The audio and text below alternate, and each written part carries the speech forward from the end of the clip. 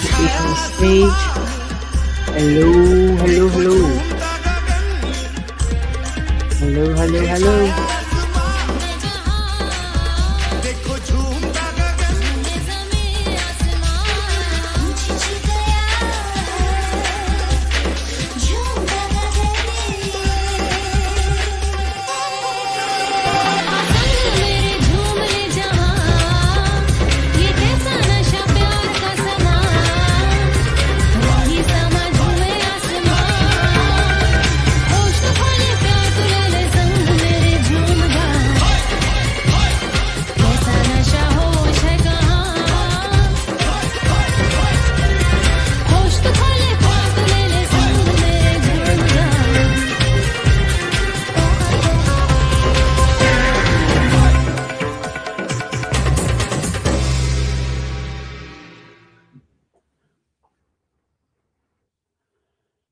Hello, hello, hello. All right, we are getting ready for readings. Who's ready? I got to hit one more little round of all my little things I do. Some would call it superstitious. You know, the smell, the scent, it changes the energy for me. So my sacred cedar is part of my routine or my ritual. Call it what you will, but it works for me. And yes, hopefully you can hear me. I should probably check that out. Let me see. Yes, we are live, right? All right. It says we're live. We got a vertical format. We got a horizontal format. If you're new, we do readings. Everyone gets a free speed reading. And sometimes we got folks who are able to send a gift to the channel. Got to use the right word. Send a gift to the channel, then I can spend more time on your chart. That's the way that works. Otherwise, everyone just gets a free speed reading. All right. So you got to get your name in the chat, though. I follow the chat. I look at the chat, and that's the order in which it goes, and that's the cue. I hope that makes sense. Sometimes people send their information to the Gmail account. It is on the screen, Allastrology@gmail. Make sure you pay attention to the spelling. It's a little bit different. It's not the spelling of the word astrology. You gotta recheck that spelling if you want me to get the email. Sometimes people send an email and I don't get it because they're sending it out there to wherever it goes. All right, so we have limited time, folks. Limited time. We're starting here at 2:00, so I got to get to work. I have to be done by 4. I have to be done in 2 hours. All right, so that's it. That's our timeline. And we just got to I got to try to focus and get through this so that we can get whoever shows up and ultimately try to give people a little bit of insight and a little help if they need it. And if not, well, that's okay too. I can move on. I got other things to do. Okay, so Christy, I see you. Hey, Christy, what's going on? Yeah, so if anybody's watching and you're in that format, the vertical thing, if you wanted to actually see your chart, I would suggest finding the horizontal format. Just go to the Allastrology channel page on YouTube, and you can choose which format you prefer. Okay, so birth time, birth date, birth city, birth state. Sometimes I absolutely need your birth country. Sometimes, yeah, some things are a little wacky. So you got to get me all the digits so I can draw up a chart for you. And if you're already in my system, because you've been here before, then that makes it easier as well. Then we don't got to spend time doing that. All right. So Christy, what's going on? I see you. Hello, amiga. Jazzy Bella is here. Christy, Jazzy saying, hey, I'm Francesca. Thank you. That helps me a lot. Right. Hey there. 333.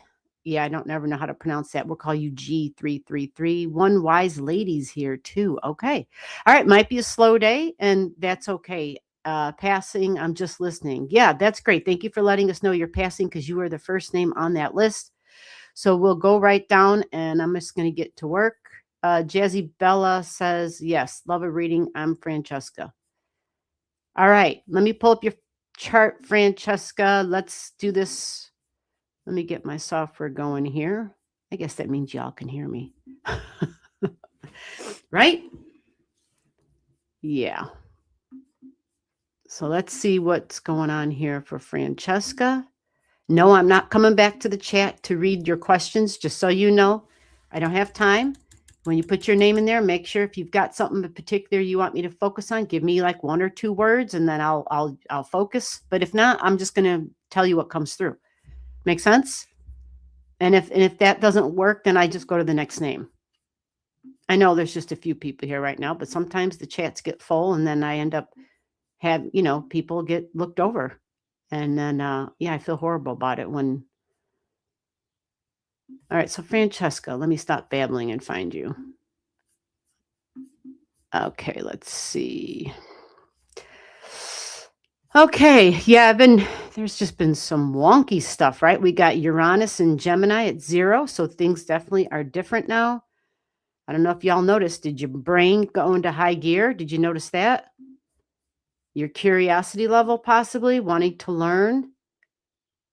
But different and unique, and even changing up your habits and your day-to-day routines, your communication style, your thinking style, considering shit you never considered before. That's that's the goal of Uranus energy in Gemini, to change that brain around, to get you to consider something you just didn't think was either possible, probable. It was something you probably wouldn't have even considered. That's the goal of Uranian energy. It really wants to stir the pot, but it's even taking ingredients out of the freaking pot. It's changing the recipe is what it does. It wants to change the freaking recipe and show you. You got a whole refrigerator full of different items. Go in there, grab something, make a new freaking recipe. Like that's kind of the best way I can simply put the Uranian energy, because we don't need to get into the brain waves and frequency, and which is all reality, right? And changing away, the rewiring and firing happens in the neurons and the pathways of the brain and blah, blah, blah, that kind of talk. I think people go to sleep. Maybe they don't. Maybe they're ready to hear it. But either way, sometimes food tends to just be the, yeah, I think that's the second universal language is food. All right, so we're going to start the reading off. Get your birth digits to me: birth time, birth date, birth city, birth state. If you don't have your birth time, you need to say that. You need to be honest. Don't make some shit up. You won't get just say, I don't know. And we'll give you a noon hour reading. And that will probably be more accurate than just making some stuff up, unless you know your intuitions are awesome and you get the shit and it comes through clear for you. Well, then that's a whole different thing. Then you probably don't need me to read your chart at that point. Okay, let me get that thing off the screen in case someone's, this is really ultimately a learning environment. And yeah, seeing the chart is a big deal for some folks. Okay. So Francesca, I didn't even read the chat, but I'm pretty sure you're going to want to know about love. I need like the Love American style music, right? Or the Love Boat. Does anybody remember that? All those old school. Okay, so let me get this on here. I think we even talked about this. So Leo energy is a big thing. And that's kind of what's jumping out in my brain is Leo energy for you, which is nice. That's different, right? Normally it's always showing me Saturn and Taurus and your 8th house in the past and the wounds of the past.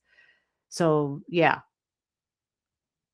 Now it's the Leo energy that's jumping out. And I got to say that the Jupiter that's right there in your 11th house.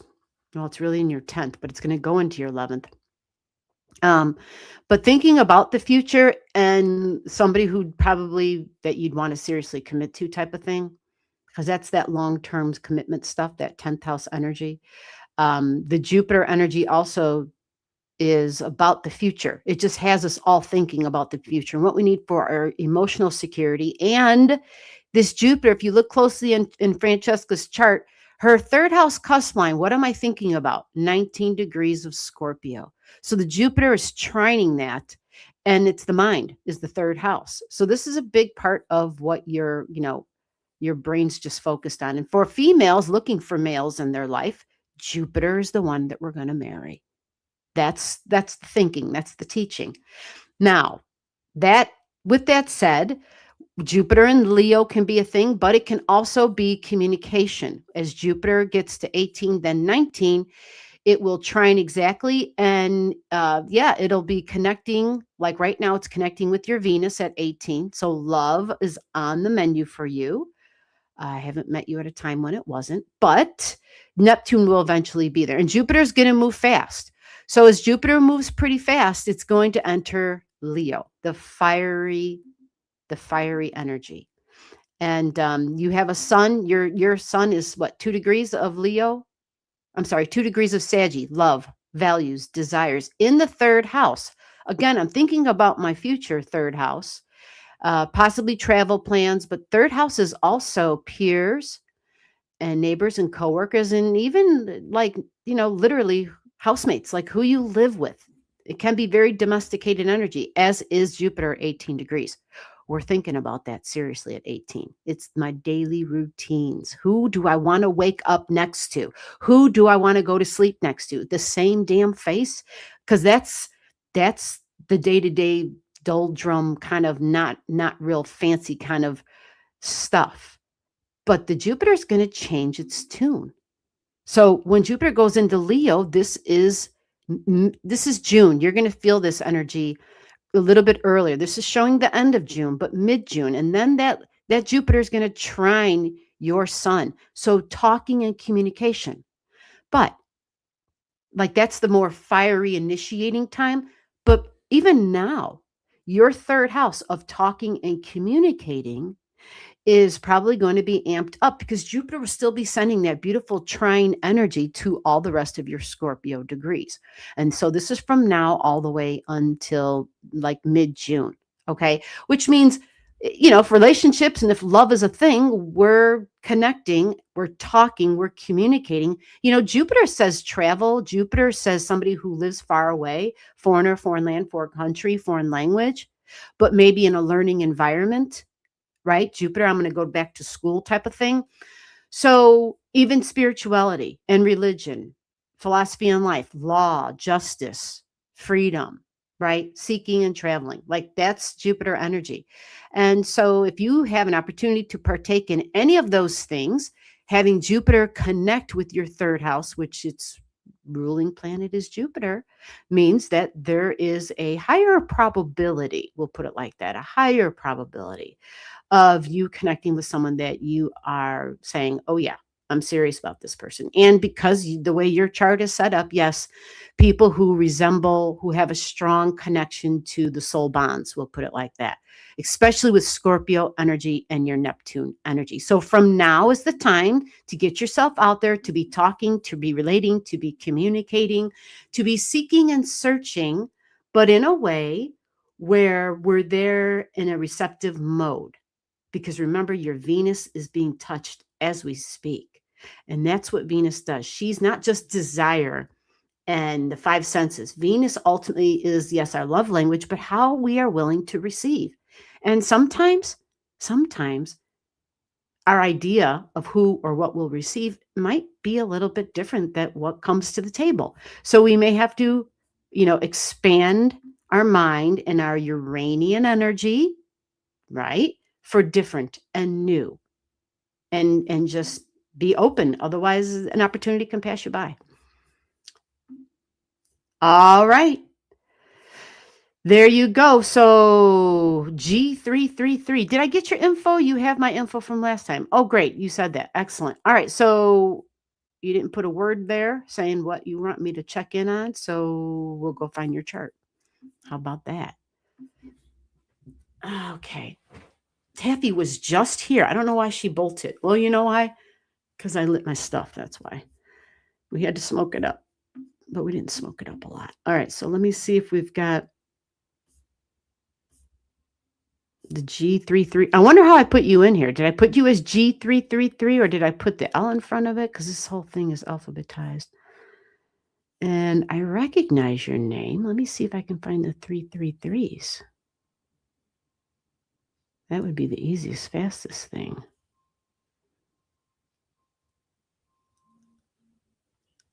What a challenge. Do I have any number? Yeah, so what did I have you under? What name did I have you under? I'm going to go slowly. I've got some names with numbers, but no 333. I thought I did, though. I thought I was going to do yours like that because I recognize your name. Unless you told me to put it under something else. If you did, then that's what I would have done. I'm scanning. No, I don't see anything under. So what's it under? Or Lisa? Oh, crap.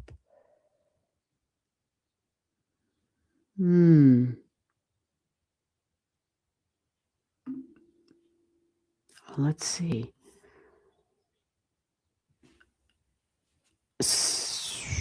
Yeah, I recognize your name. Why the heck aren't you here? Well, you know what? Do me a favor. Oh, there it is. My eye went right over it. What the hell? You're right. Lisa G333. Look at that. I don't know why the G33. I was looking just for numbers. That wasn't jumping out. All right, let's get that on the screen here. And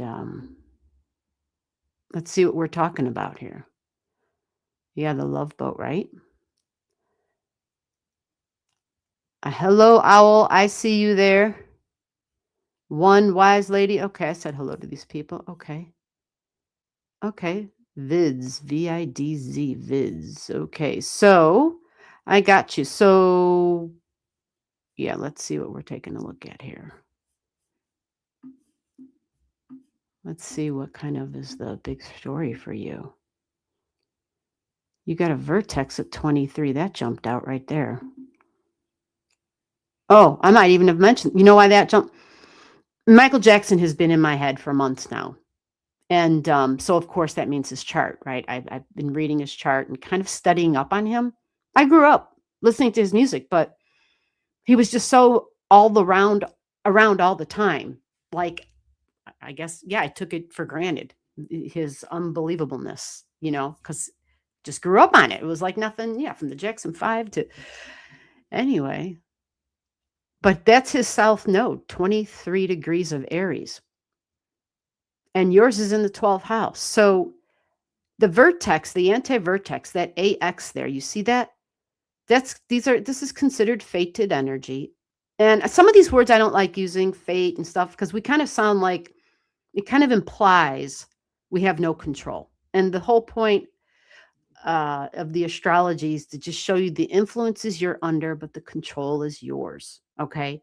So 23 degrees is very extremely independent energy, super independent energy, can be the leader for sure. Taking action, initiating, because yours is in the 12th house. It means it, well, let me, hold on. Let me go find your Mars. Yeah, your Mars is in Cancer at 1 degrees as well. Okay, so definitely leadership role. You got it in a lot of ways. Leadership role for you, the 1 degrees is in the 3rd house of talking, relating, communicating. Feminine energy can be some masculine energy or feminine energy that has some strong masculine overtones and vice versa. But home and family feelings and emotions. Mars inflames things. It just automatically does. And because you've got an Aries moon as well, God, I really feel like I've already talked about this though. But the Aries moon also at the 1 degrees. Holy crap. This is a Martian energy, just either way. And then you've got that Uranian energy. Same thing. Okay, so this has jumped out again, but the 23 degrees, not enough is talked about in terms of Aries energy, expressing its true leadership qualities, which is it develops the mind. It develops the we mentality, not just me, but we. And for you at both ends, there's fated energy there. And this means people, conversations, communications, events, just different happenings occur in your life where you're connecting with individuals that there's a familiarity with, people who usually can step in and be of assistance in some way. Some might even call those people like angels. I've heard people refer to like when people just kind of step in out of nowhere, and it doesn't have to be all like cloak and daggerish, or, it's just that somehow the help arrived when you need it and in the most unlikely of places. And so 23 degrees, I will add, is also like part of the angel vibration and energy that comes forward where we somehow can gain something. So, I kind of want to hear if you can confirm this energy, because this is what's in your chart. And being in the 12th house, that can be confusing, which is where that's at. The leadership role, okay, what am I leading in what way, in what shape, and what form, and how am I leading? But spiritual leadership at the end of the day, especially when you have Aries in the 12th house, that means some would call this karmic energy. Like this is a duty, a responsibility. This is something you have to do, or be on the receiving end of, because if it's the 12th house, supposedly we've done this already. This is stuff from the past. And, more and more each day, I'm not really sure I like using the word past. I really never did care for that word to begin with, because then people tend to ponder on the past and get stuck in it. And I'm totally not about that. I feel like it's a ball and chain, and I don't think we can move forward when we do that. So sometimes this conversation piece about soul energy and karmic energy, seeds that we have sown, right? That's karma too. It's not just about, oh God, look what you did. So seeds that we have sown. Well, if we're planting something, well, if I'm going to go plant a garden, it's because I want my zucchinis, damn it. I want my tomatoes, right? So we plant something that we want is also part of the story. And at 23 degrees in the 12th, if it's confusing, if you're like, God, I don't know what that is, and that's only for you to figure out. But remember, home and family, this is your hint. I'm telling you now, because you have Mars there initiating and starting. This because it's in Cancer, it may have something to do with the past, but it's in the house of sibling energy. You know what? There are also 1, 2, 3. This is like for you in this particular time, there's this whole communication and third chakra kind of crap coming forward really loudly. It might be because you got number 3 planted all over the chart. I have no idea. And Mars, there can be some just something from the past, but also that just they're saying to focus that you're planting seeds for the future is what the goal is here with Aries at 23 degrees. And I'm sorry that I'm using this as an example. This is the way symbology works sometimes. And on some days it just floods me and it drives me nuts. But if you think, I'm tying this back to MJ, if you think of what some of the music that he created, like in the last 10, 20 years of his life, it was, things about the planet, the earth, humanitarian stuff. And it resonates so deeply right now with the world as it stands today. But it was stuff that he had planted, that he had put down on paper and sound and music for the future, you see? So that's just my little thing that was coming forward for you. But the third chakra stuff, and once the connection of once those heal, then we go up in the level. We rise up. We go to the fourth. Anyway, you rise up and you heal. The point is to heal.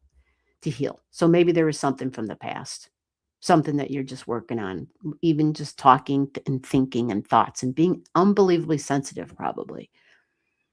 So yeah, that's what stuck out. Absolutely. Okay, someone threw some digits in here, so let me get to that. One wise lady, do I have your digits? I didn't mean to skip over you if I did. I'm so sorry if it happened that way, but I think you're next. Let's see if you're here. Are you still here, one wise lady? Let me know that you're in the chat. Planning. Yes. Well, talking and thinking is absolutely part of the whole planning thing, but maybe planning for how old are you? Planning for a family? No, it's 1985. Yeah, you are welcome. Is the person that left me their digits, are they here? Otherwise, yeah, we're going to move on. Who am I moving on to? Other folks that have their info. Hi, can you see my birth chart? So real quick, this person who said, "Can you see my birth chart?" If you give me your digits, I can see it. Birth time, birth date, birth city, birth state. Got it? Send your digits to me. Maybe you already did. Let me go check. Let me go check. Let me refresh this thing here. Nope, I don't see any digits sent to the email. So if you don't have them there, you better drop them below or vice versa. I definitely feel a very karmic. I'm getting it. I'm getting to it now. I'm slow.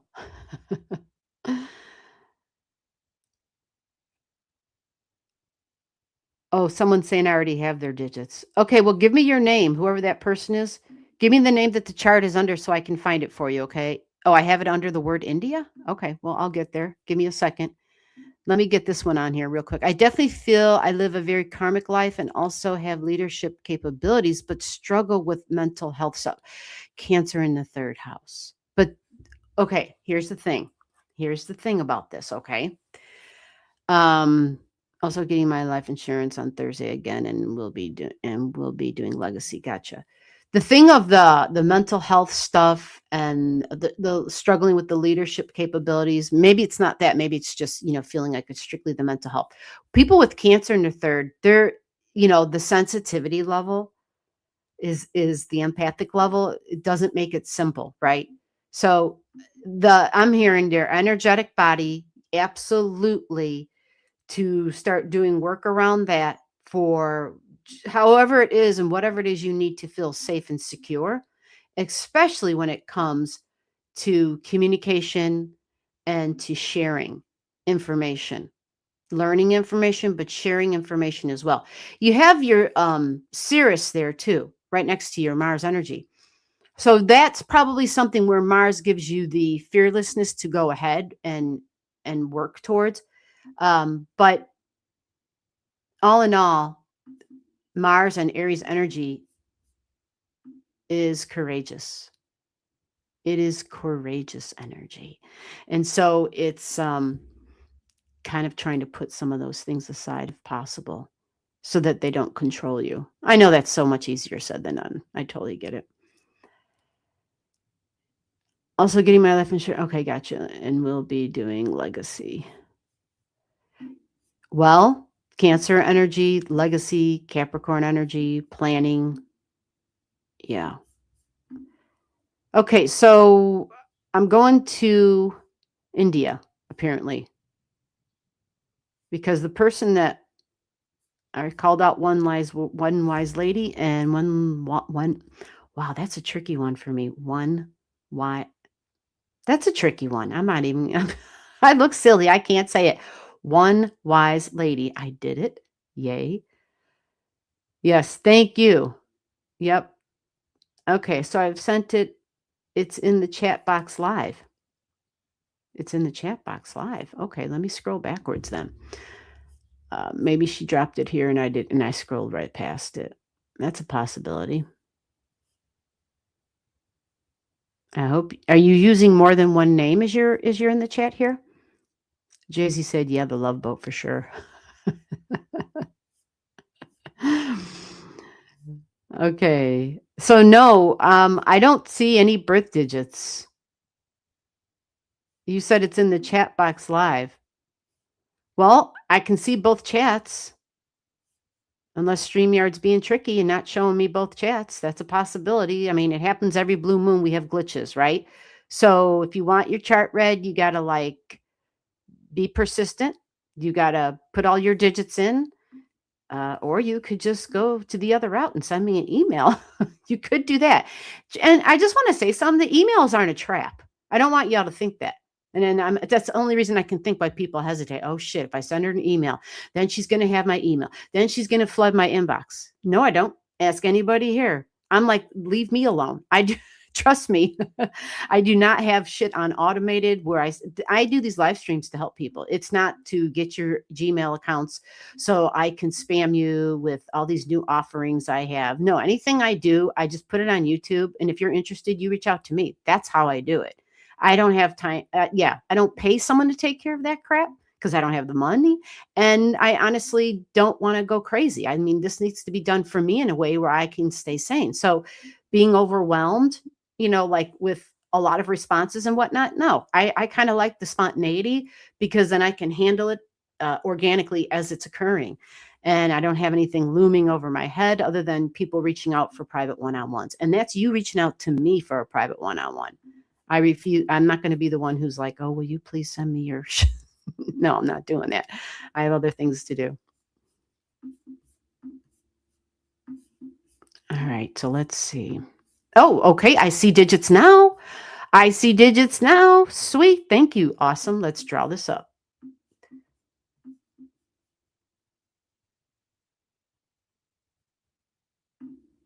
All right. Let me switch around this here. Yeah, I definitely don't recognize your name. I mean, I was thinking we had you in our system, but if you haven't been here, definitely not.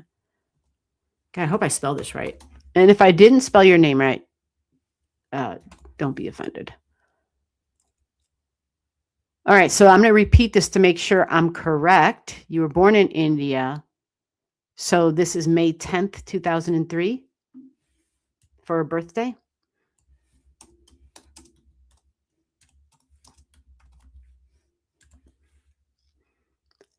And 12:20 p.m. birth time.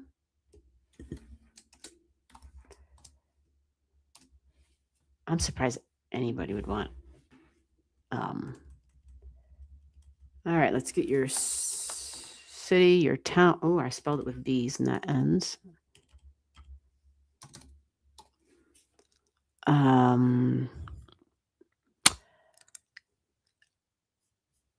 Okay, let's see what they tell me. And if that doesn't work, then I'll use the other name that you gave me. The other city was not found. Okay, so we'll use the other one you gave me. Yeah, sometimes when they're really tiny towns, the system just, let's see what they come up with. So have you seen your chart before? They're showing me a chart. Let me get it on the screen so you can see it.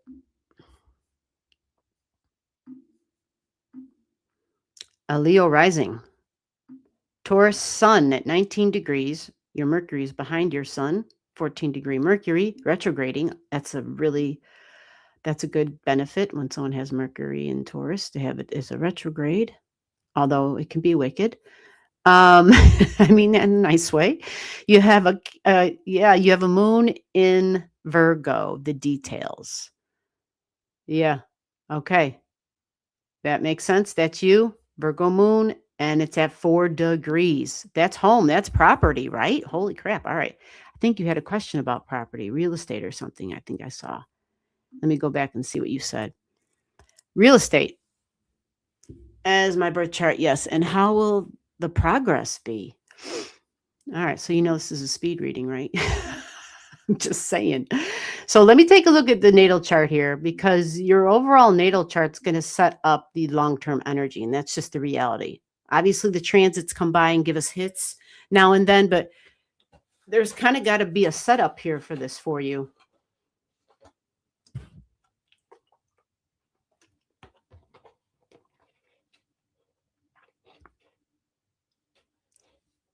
Well, you do have a south node in the 4th house in Scorpio. Nice. You have 8 degrees on the 4th house cusp line. Nice.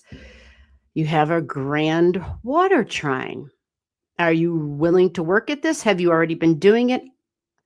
It can be hard with the trines for some folks because things just kind of easily occur and then they expect it all the time to be that way. So they usually, people with these grand trines, they find themselves not having to work as hard. And it's the lack of work and effort and follow through where they're like, well, what the hell? It ain't happening, man. So just keep that in mind as far as your ability to get to your goal. You do have Mars. Ooh, boss energy. You got Mars at 10 degrees in Aquarius, conjunct Neptune. That might be tricky. Mars in Aquarius is tricky all on its own. Lots of energy. It's in the 6th house. Okay, health stuff. Interesting. Change and transformation. Okay, I see the Pluto. I see Uranus at 2 degrees, money and values on a institutional level, which could be a thing for people with loans and stuff. 8 degrees on your 8th house cusp line in Pisces, Taurus at the midheaven at 8 degrees. Wow, man, that number 8, pretty big deal in your chart. Holy crap. Very intense energy. You got the Mars opposite of Jupiter. Wow. Holy smokes. That is something. So, okay, I want to see. All right, that Jupiter's trining that 5th house cusp line, and then you got your Cancer energy up there and group energy, and some of it hidden in your 12th house. Okay. Um, you've already been doing it. Yeah, that's good. Okay. All right. I think a huge benefit is having partnership energy, Juno, professional degree. You have Mars at a professional degree. Juno and Jupiter, you have them at professional degrees. Juno and Jupiter, husband and wives. Now they are squaring in your chart, and that's absolutely okay. That means there's a communication happening. It may be exactly what you need with that grand water trine. A little bit of friction, a little bit of I need a battle, I need a mission to be on, because that is Scorpio for sure. I need a mission. Mars. The only thing I could see that might be a little tricky, and of course, this is just a quick look at this, is Mars being in opposition of that Jupiter and Jupiter being hidden in your 12th. We can be overly confident, highly dramatic with Jupiter in Leo and with it in the 12th. The very performative, oozing it on, laying the shit on thick. When we think of salespeople, right? And super over the top performative, and then Mars being at the opposition of it. So this push pull of being really assertive and shocking and surprising, a little absolutely on the rebellious side, like I don't know what that person's going to say next kind of energy. And that can be by ways of your health too, by the way, but profession and professional. And Mars gets bored too. That's the other thing about Mars, and it freaking independent. So if having a field in which you're independently taking care of something is probably really good. This energy needs physical outlets, physical challenges typically. But this a big ass T square between these three can make the professional partnerships. Yeah, you kind of got to just be careful in terms of being overly confident with that Jupiter energy. It can bring blessings and protection. It can do all of that. And your Jupiter would be your great benefic too. So I like that for you. I think that's wonderful. But it does have this I think having the big this stress and tension, right, that you have between the Jupiter and the Mars, your midheaven and your 4th house cusp line. I have seen great crosses of very successful people. Like when you look at their chart and you're thinking, oh man, there's no way with all these grand crosses. Oh, hell yeah. That means there's a connection going on. That means that you're forced to relate. You're forced to, and over time, the continuation of experiences, talking and communication, the experience wears those rough edges down, and we become quite awesome. And the finesse that we develop is amazing, actually. The only thing, again, is that Mars and that Jupiter energy, to just be aware of that, okay? But Jupiter is definitely a salesperson, but just don't go over the top on being overly confident and overly dramatic. And yeah, when the planets move a certain way in the sky, you might notice it yourself. Pay attention to your moon, especially the Virgo moon.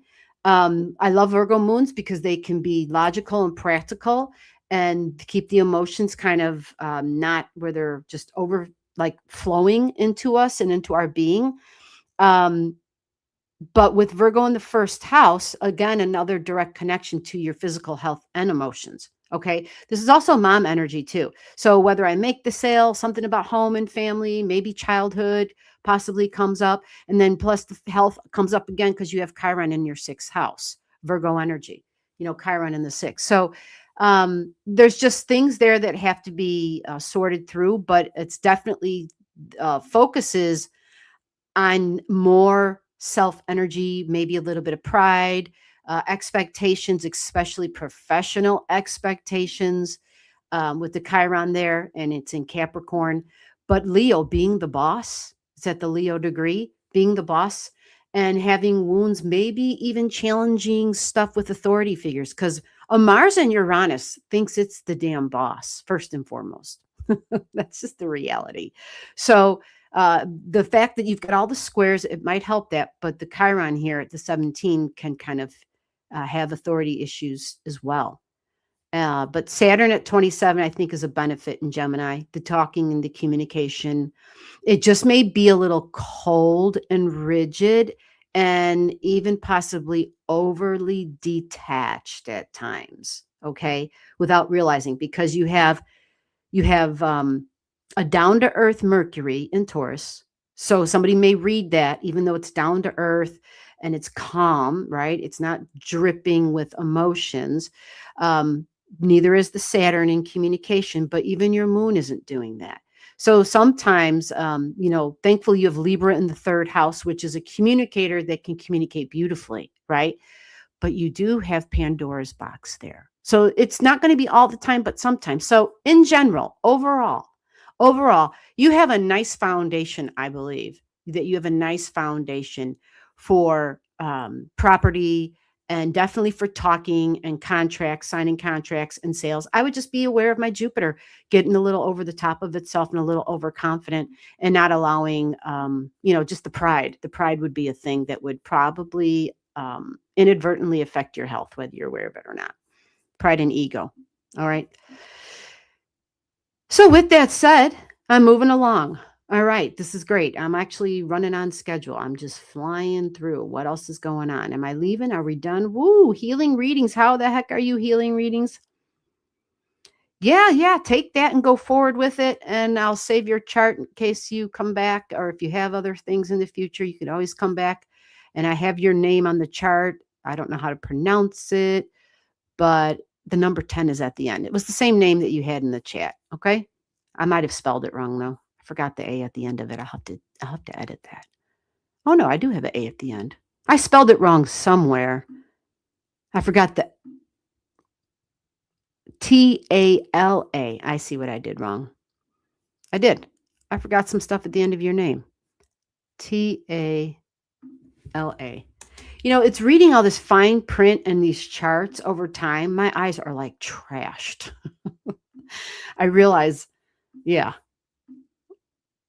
Yeah, you are welcome. You have some very nice basic stuff for sales and for talking, and it's professional, it's long term. Even your Saturn is at a Mercury degree, my friend, of talking and of sales, professional, long term stuff. So that basic stuff looks good. You're welcome. Is the chart really that great? Well, hopefully you heard what I said. You've got some basic foundational things that I think are wonderful. You have a lot of strong things in your chart that point to you needing something where you're working, where you're having definite moments of working alone, for sure. 23 degrees, Uranus energy comes up a lot in your chart, other than your Mars being in Aquarius. So, and then shared values, shared money, shared energy, insurance even. Yep, that comes up big time. So yeah, I like it. I mean, I pointed out the big grand cross you have that's very strong, right? So it's not, you gotta work at it. So I don't believe in telling people whether they have a great chart or not. I mean, I know there are some charts I see because they have configurations I've never seen before. And so they're more of an excitement for myself as an astrologer, like, well, holy shit, look at this.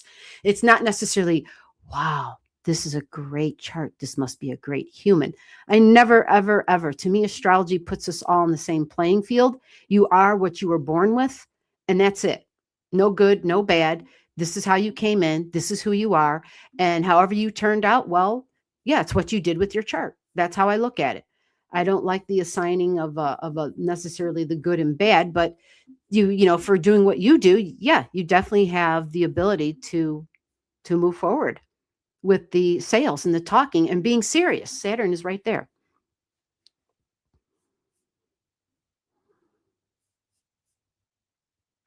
All right, next. Donna, what's going on with you? Am I looking at you? Because I think you're the next one in line.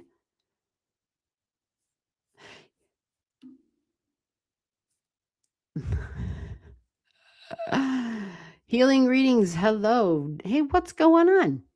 Christy, how the hell are you doing? Christy, are you at the JOB? I saw your comment earlier. Anybody else felt how intense this week has been?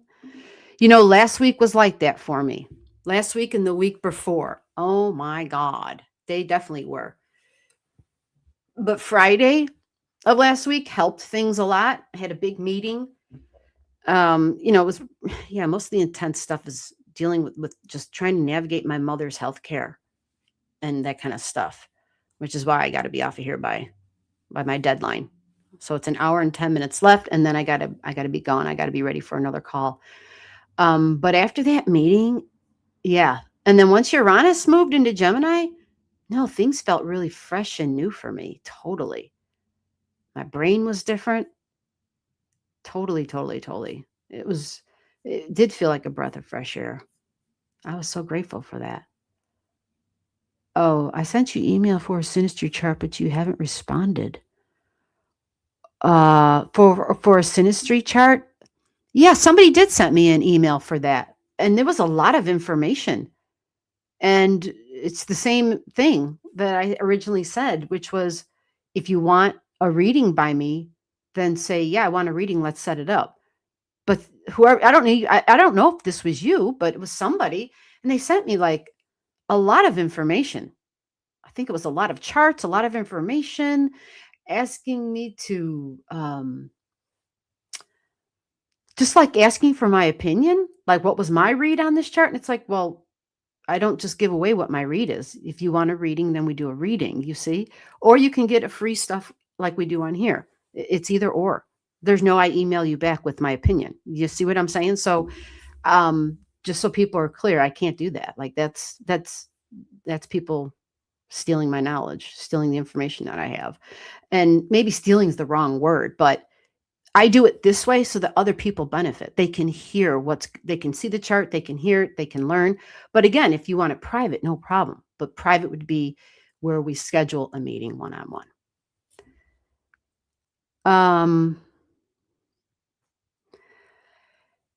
Oh God. G333, the stuff with my mom. Yeah, it's a challenge. It's a challenge. It's a challenge. She's not being looked after by family members. And so that's always a challenge. And so, yeah, it's just, yeah.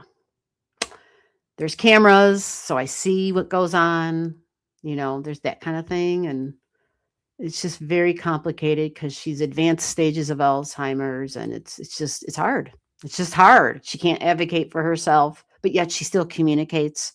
So it's just she is stuck between a hard area where even though she's advanced, she has a brain that was super advanced prior to this. So she's still in some ways, if you're talking to her, like if you don't know her, you might think there's nothing wrong with her. I mean, until of course she says some really crazy shit, like that just comes out of the middle of nowhere. Then you're like, oh, okay. But prior to that, prior to the first 30 seconds in the conversation, you'd be like, wow, I wonder why this person's here. And then all of a sudden it's like, oh, really? Oh, okay. Yeah, I understand what you're saying. You just go along with it. And so it's really hard because I'm trying to make sure that her dignity, her individuality, her freedom, what little bit she has left is kept intact. And so it's really hard for people working with her because they're used to, okay, if you need this level of care, then they're just trying to do everything for her. Well, she's like a bull with her head down and the horns come out when that happens. And so it's navigating that. And, where this person's a child, but they're an adult who's lived an entire life, who gave birth to 12 babies, and so it's like, you got to be real careful how you tread with her. And so, ah, it's just hard. It's just hard. Just have to take a work call. I said, "Oh, well, I'll be here. Come on back. If tell me when you come. You're taking a call. Okay, take a call. I'll be here. Oh, you sent. Well, thank you for the gift. I didn't know. Thank you for telling me. I'm babbling. I'm babbling.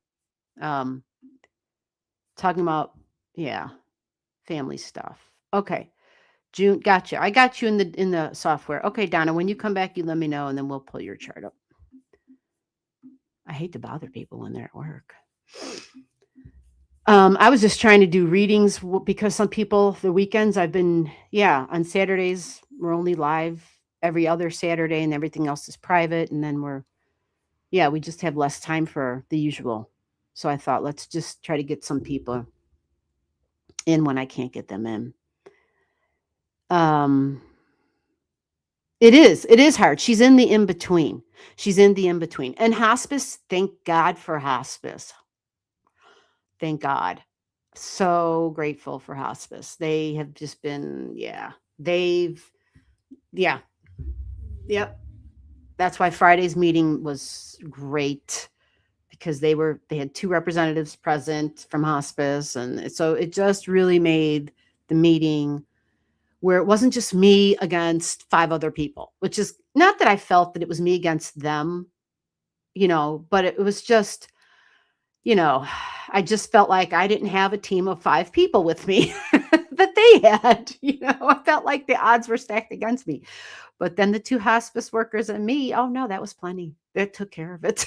That was absolutely all I needed. It was like perfect. So, and I think it was just a really good day to do the meeting astrologically. I think it went really, really well. I mean, yeah, I didn't raise my voice once.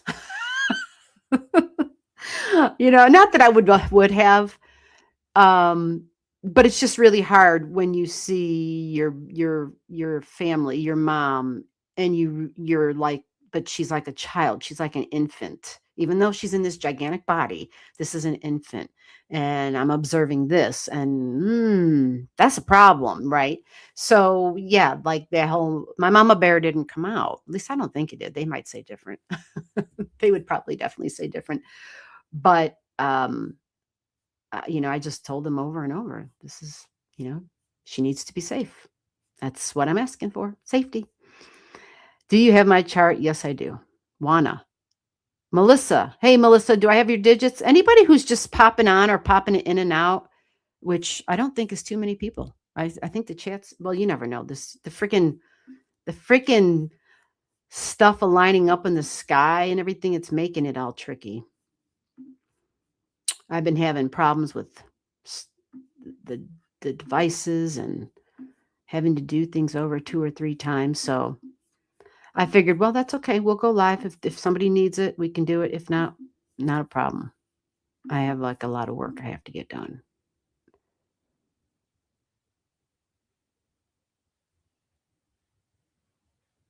Yeah.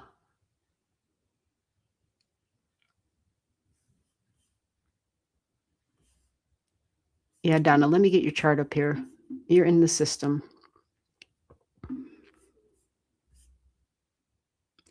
Let's see here.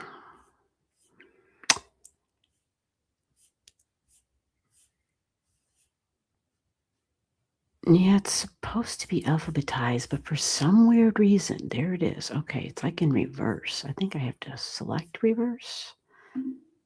Yeah, let's try that and see what happens. See if that's easier. Yeah, okay.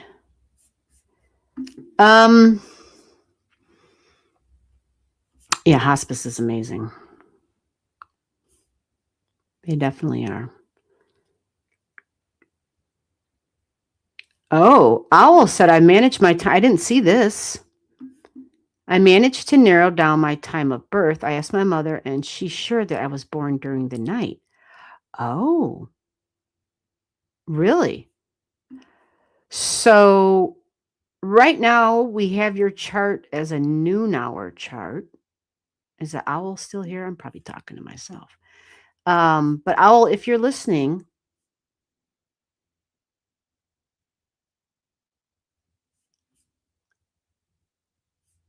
during the night. So does that mean the sun went down, but it was before midnight? Does that mean it was after midnight? And so it was like between midnight and 6 a.m.? Otherwise, I would still keep it at the noon hour. Um,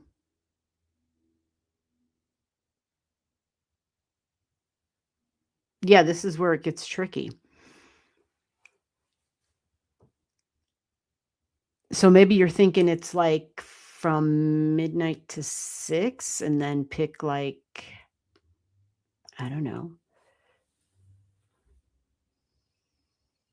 No, I wouldn't want to assume. Yeah, I wouldn't want to assume. I'd want you to give me a little bit more information before I would change your birth time.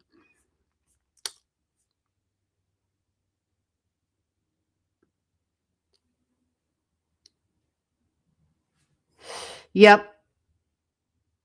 Yeah, it is tricky. The thing that's been so tricky too is that um I really don't want to say the word assume. That's what I was about to say, but it was based on the things that they said that they could, how they assist people like that, how they actually can help them, right? But the reality is once you start paying attention, you're like, not that again, this overall the place has been decent, and she absolutely loves where she's at. Like she's really happy. She's really happy. So I love that for her. But you just see really simple things that should be being done that are being ignored or not being done. But if those aren't done, it could turn into really big things, like really big problems, like somebody could fall and get hurt. So it's stuff like that where it's like, why would you not pay attention to that? That's freaky and dangerous. And why do I have to tell you that? Why do I feel that I have to talk about that with you guys? Like, that's your job. So it's just things like that that make it hard. And then where I feel like I'm being just nitpicky or focusing on the details of what their job is. And it's like watching a baby on the top step. You remember when a baby's crawling and then starts walking and they're on the top step and you're like, oh shit, someone grabbed the baby. They're about to topple over, and so I see those scenarios and I'm like, oh my God, hell no. Preventive, like, what do you do when that happens, right? You put up like a baby gate. You do things to make sure that you're keeping the child out of harm's way. It's one thing for a child to fall. It's a whole nother thing when they tumble down 8 flights of steps. You don't want that to happen, you know? And again, she's not in danger in that way, but it's just stuff like that where, hello, can you please take some extra steps? And this way she definitely will be safer. And the thing is, these were steps that PT had taught us and taught her for years. And so when it doesn't happen, then it's just really frustrating. All right. So with all that said now, is Donna here yet? Donna, are you here? Otherwise, I'm like, well, I guess I got to hang out. Did Donna say she sent a gift? I don't want to leave if she did send a gift. All right. We're going to hang out then because Donna has said she's coming back. Well, how about this then? I can utilize time. So, yeah. All right, we're waiting on Donna to return. In the meantime, how about the energetics? How about the belief that there is no past? There is no past life. How about that conversation? Anybody get words for that? There is no past life. All we really truly have is right here, right now in front of us, the current moment. Like as I'm breathing and speaking, that is all there is. Not that what happened yesterday didn't happen. It did happen, and we still carry it in our mind. But what about the talk of all the past life stuff? and all the residual energy that we carry, or even the residual energy that we carry from maybe childhood, right? We can all think of, oh God, I wish childhood had been different. I wish this hadn't happened, wish that hadn't happened. Or if it had been different, if my parents had done this, that kind of stuff. Um, that residual energy that we carry. But what do you think? Do you believe in the idea? Because we talk about past lives a lot, especially when people believe in reincarnations of, yeah, I'm be coming back. So that means I've had other lifetimes if I'm coming back again. Or the multi life, right? We are like these beings that have multi lives in the present simultaneously, that we don't have, we're not living a horizontal reality any longer, but that we are now living a vertical reality. Any thoughts? Anyone? Anyone? Or the idea that the thoughts that we have, we may think that they're from the past. People teach us to talk about them like, oh, well, that's residual energy from the past. But that's the future that has not yet come. What do you think? Any thoughts? Anyone? Hello, Ireland. Hide and seek. I like that. Hide and seek. I like that. I like that. What's going on, hide and seek from Ireland? What time is it there? I'm in the US, and let me always start off by saying to every person who doesn't live in the US, I give them a great big apology and a hug. Seriously. Because although it seems like this whole country has lost its damn mind, there is a very good majority of us who have not lost our minds and who are agreeing with the rest of the world of how insane things are. And we are just like, holy crap. And so my apologies. All right, Donna's back. Donna's laughing. Donna, I was waiting for you. I got your chart. Let's get you up here. You sent a channel gift so we can get you in here. You're working, so we won't give you the link. Unless you just left work and you want the link. But yeah, let's get your chart on the screen. Let's get this chart up here.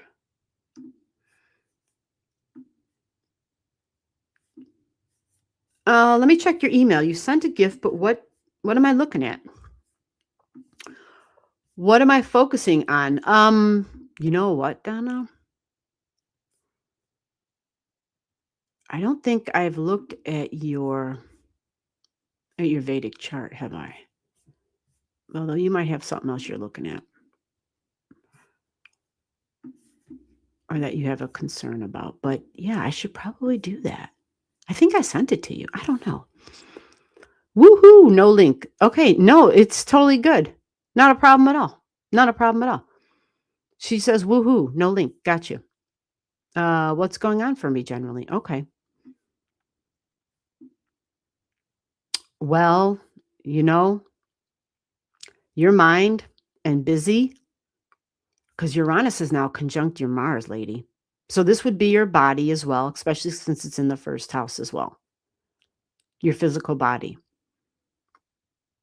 So we can feel a little bit more frazzled than normal. And maybe that's what Christy was talking about. I'm not sure. Christy mentioned something. I couldn't remember. She used the word intense, but the nerves in our body, we can feel a little bit more frazzled. Mars at 3 degrees, the mind energy is really big here. It gets amped up even more. But the question is, how would it affect somebody's health? It could possibly, we might even notice, because you've got something at 2 degrees in Virgo over here. And Virgo is like our digestion. You talk to any Virgo and they'll be like, oh God, yeah. So, anything with the gastrointestinal and all that kind of stuff. There just might be things that the Uranian energy kind of brings to our attention. Like, it could be anything.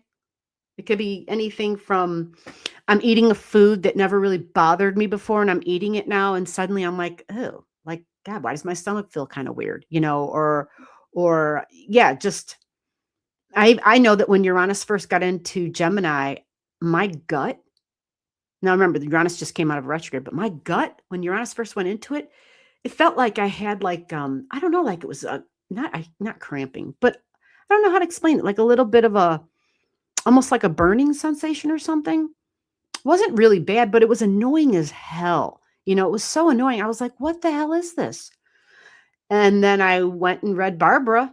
Oh, I was listening to some Barbara videos, and I was reading some other books at the time, and cross-referencing their information. Yeah, I was able to realize that I had low stomach acid. I had the blood type that produced not enough stomach acid.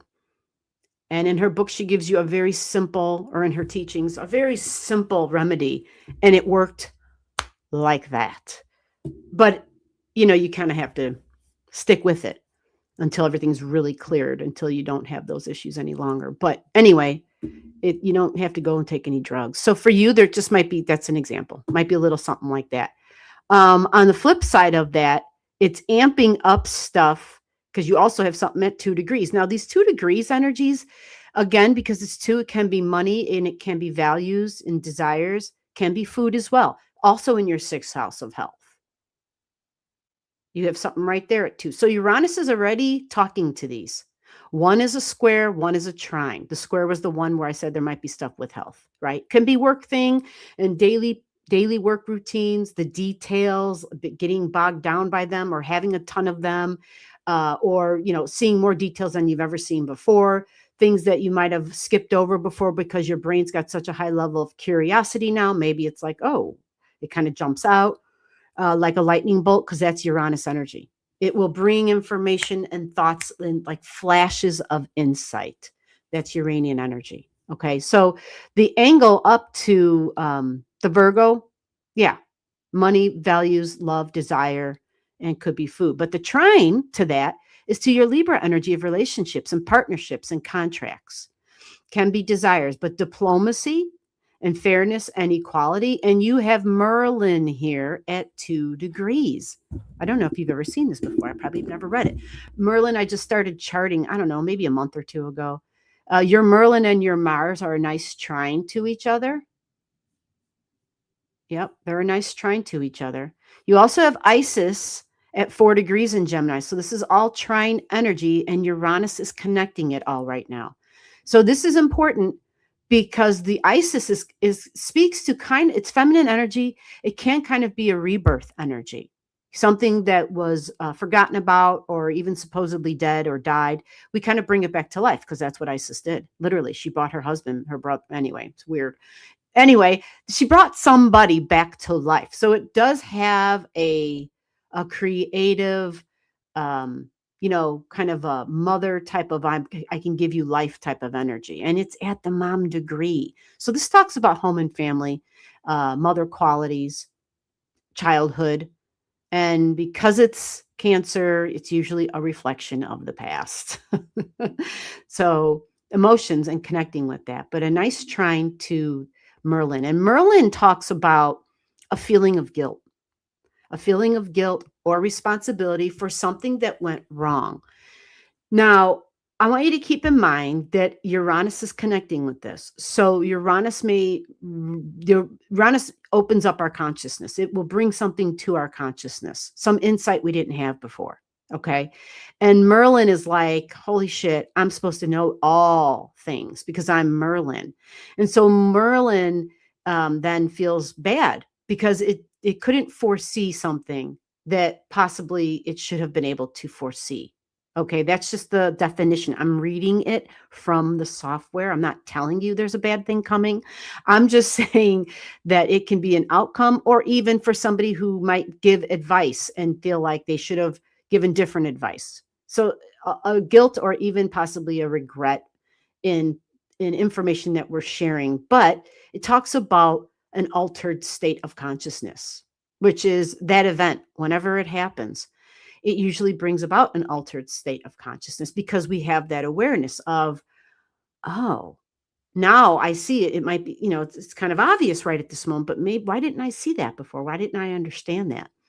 So in short, it's looking for answers in non-traditional or even in occult areas. And at the 2 degrees, desires, money, love. It is feminine energy and partnerships. And in your sixth house, it can have to do with work, day-to-day routines, but this is also domestic energy, and this is also health. So the health of work, the health of your coworkers and those relationships, especially feminine energy, females, but also people we live with, right? Domestic energy and partnerships, professional partnerships and marriage, because that's Libra energy. So if I were to go and look at your Venus, she's at 27, communication and talking, Gemini energy, right on your third house cusp line. Okay, so there's some information that this Merlin is connected to, some information where Venus goes over it. She rethinks through her values. She goes over conversations in her head. Remember, this is the social media stuff too. I know that's a big thing for you. And so that might be a thing, but it just might mean that there's things you're realizing might not be as wonderful. Meaning it could be certain relationships. I'm going to sneeze. Hold on. Woohoo. Certain relationships or even social media sites, places where you feel like, God, I wasted time doing this or that. Possibly, right? Possibly. It doesn't mean that's the case. It's just a reprioritizing and reevaluation. It could just simply mean, well, that worked great then, but now because other things have changed in my life, I'm doing things differently or I'm switching things up. At the end of the day, it's Gemini. So it says you're going to be flexible, remaining flexible. That's the key here, is the Gemini energy. And sharing information and networking. Okay. That's the big key. So you want to know what's going on. That's it. Uranus is triggering that. And you don't have anything in your 10th house in air for the trigger from Uranian energy. Everything is by transit. So we're not going to look at that.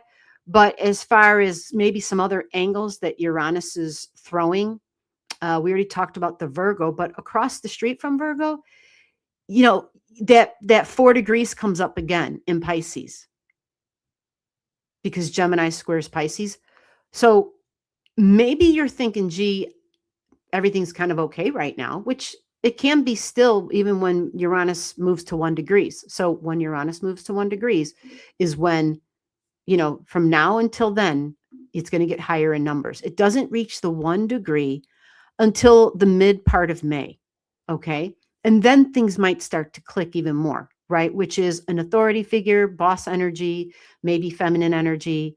There's some sort of a structure and a routine, a regulation. Uranus switches things up. There might be a surprise. God, this sounds familiar. I think I've already read this, but that's what jumped out, and it's Uranian energy. So let me do this. Let me backtrack because I don't want to repeat things you've heard before. And that I know you're already kind of aware of all that. Of a switcheroo and maybe some authority figure stuff at the job. Venus is now on your second house cusp line of income and money and values. Venus is your great benefic. She's here at 5 degrees. So communications and partnerships, Venus can bring gifts, but she's flexible. You got to remember that with your Venus. Being flexible in the communication style, in the way that I think, this will reap you the most benefits, is your flexibility, your adaptability, your ability to pivot in terms of people that are important to you, relationships, coworkers, neighbors, siblings, peers, and of course, the social media stuff. So as Venus goes through your second house, and I'm going to give you a timeline on this because she's your great benefic, this should be a grand time, even in your local community, like where you live. Okay. People bringing gifts. Venus loves food. And she, we think of her in the garden having some grapes. We think of her having a sip of wine, all comfy, maybe getting a massage and some pampering going on. But Gemini's within my local community, talking, relating, just like the barter and trade thing happening even as well, because it's the finances, Venus. So she's going to be going through that second house. And her timeline, I think she's only got a few weeks working with your second house. So from now until mid-May, look at that, until mid-May. Yeah, I'm trying to get the date narrowed. May 16th. Yeah, exactly, mid-May. And so that's a time where you're sharing the Venus love. You're learning about how it is that you receive and how others are giving to you, and maybe changing what it is as far as like what you would call your love language, and how you're going to share it with others, and in what way, because the Venus energy in Gemini and your Mercury being right next to it, communication is freaking huge for you. So whether giving messages, receiving messages, if readings by Donna, doing readings, there might be some sort of a generosity where Venus feels, well, yeah, this is my day to receive, or my weeks to receive from now until May 16th. It might be time for maybe I throw a little freebie in there or something where Venus is, spreading around the love, like gifting it forward type of thing. It'll just be you having different options and choices and decisions and being flexible. Okay. In terms of who and what you value. But let me remind you, neighbors, for wherever you live, this is part of this too. And I don't mean just like in the business district, because that definitely is Gemini, but literally like my next door neighbors. I know when Mars started going through the Gemini energy, oh my God. For the Gemini area in my chart, the neighborhood just like came alive.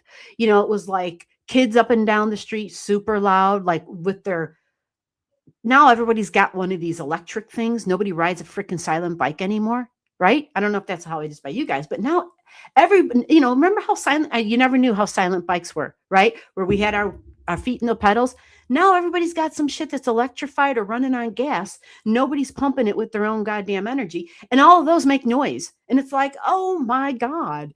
So I remember that. And I was like, I love my little peace and quiet. And I was like, okay, I'm closing this window because it makes recording videos very difficult as well.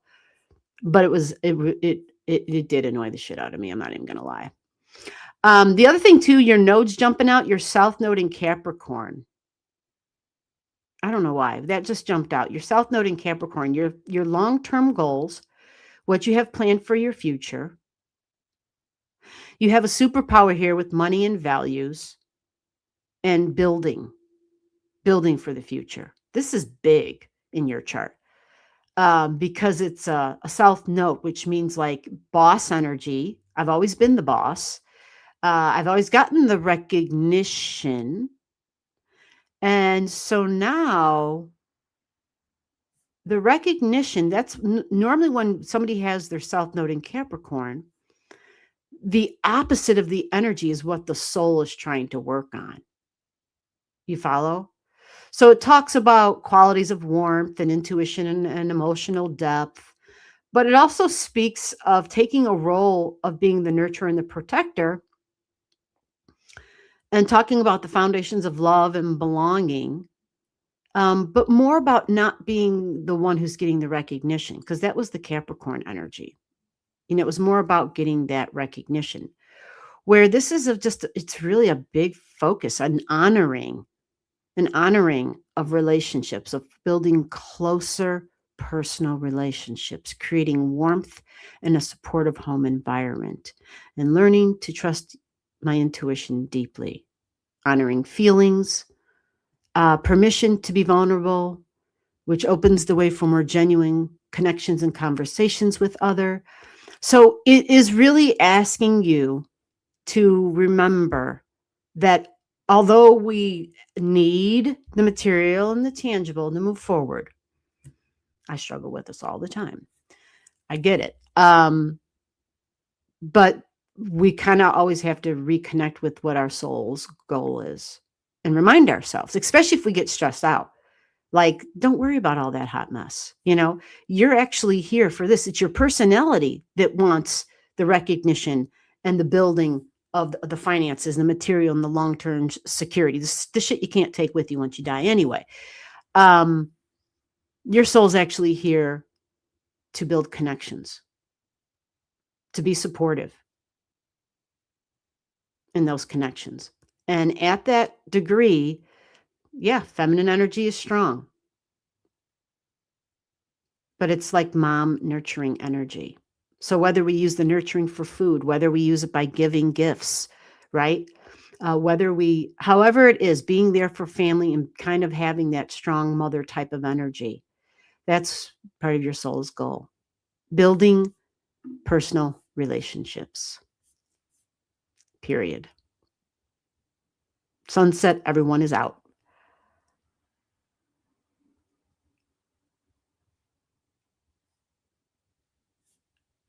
Oh, yeah, let me show you the Vedic then. Yeah, because both are relevant. Both are relevant, absolutely. I never, any astrology system, I don't tell people, hey, that's wrong. It's up to the astrologer to use what works for them. Oh, I do have it for you, Donna. So I drew it up. Maybe I sent it to you, but here it is. I'm so glad I have it made, that it's for you and it's already made. That was fast. So on this chart, and maybe this resonates with you. I know it, for some folks, it doesn't change their ascendant. It changed your ascendant. This chart is showing you an Aries. And Aries rising at 12 degrees. Interesting, right? Because Aries is a leader, likes to initiate, needs a mission. 12 degrees, that's a spiritual stuff. 12th house. Yep, so a spiritual leader. But it's number 12 is also like healing institution energy. But being the pioneer, even Aries, being the pioneer. And so your Venus and your Mercury are still in Gemini at 1 and 3 degrees this way. And your third house cusp line is at 4 degrees. So right now, then, that means, well, we got to go to the Vedic astrology too. But coworker energy is where Uranus in the sky is lighting up for you, and neighbors. But yeah, the social media thing. And surprises, because that's Uranian energy. Hi. Shocks and surprises. New and different. But I gotta believe, Donna, that for you, the additional Uranian energy to your Gemini stuff with Mercury there and your Venus right there, like currently right now. So it can be disruptions in the community. It can be disruptions with your own siblings. Okay, hold on. I got a kitty cat. But also the brain. Have you been having flashes of insight and intuition? Because Uranus at 0 is on your Mercury, technically. Come on. Come on. I need one hand to do charts, girly. I got a cat that wants me to pick her up. And she gets really pissed if I don't.